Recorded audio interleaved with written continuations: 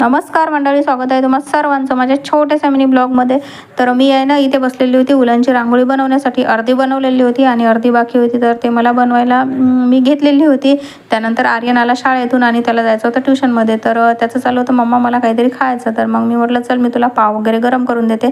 तर तो म्हणे नाही, मी आज माझ्या हाताने पाव गरम करणार आहे. तर त्यांनी मस्त फ्रीजमधले पाव काढले आणि छान बटर वगैरे टाकून छान पद्धतीने ते गरम केले आणि मला दाखवत होता की मम्मा बघ मी किती छान गरम केले.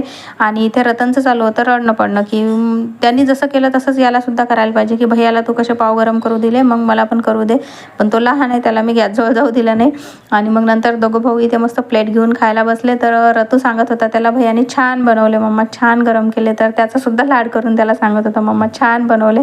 बघा किती छान असं दाखवतो की मम्मा भैयाने छान असे पाव बनवलेले आहेत ते.